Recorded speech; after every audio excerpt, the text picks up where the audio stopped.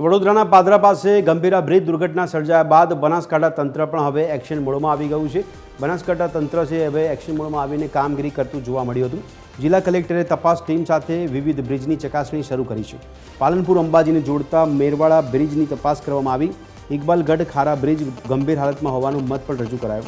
ઇકબાલગઢ ખારા બ્રિજ મરામતની જરૂર માટે ભારે વાહનો માટે બંધ કરાશે.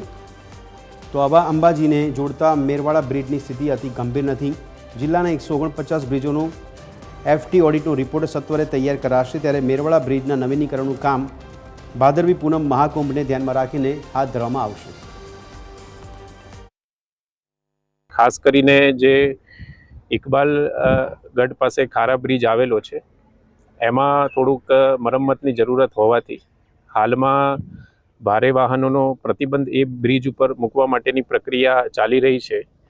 તથા નેશનલ હાઈવે નંબર 58 ઉપર રતનપુર મેરવાડા વચ્ચે જે બ્રિજ આવેલો છે ત્યાં અત્યારે ટેકનિકલ વિભાગની ટીમ સાથે અમે જાતે સ્થળ તપાસ કરી છે.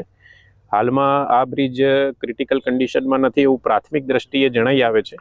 આમ છતાં ડિઝાઇન સર્કલની ટીમ દ્વારા વિશેષ ટેકનિકલ ઓડિટ કર્યા બાદ આ વિશે આગળની કાર્યવાહી કરવામાં આવશે અને તમામ જે 149 બ્રિજ છે તેનો સેફ્ટી ઓડિટનો રિપોર્ટ સેફ્ટી ઓડિટ થઈ રિપોર્ટ સત્વરે સબમિટ થાય તે માટેના તમામ પ્રયત્નો કરવામાં આવી રહ્યા છે.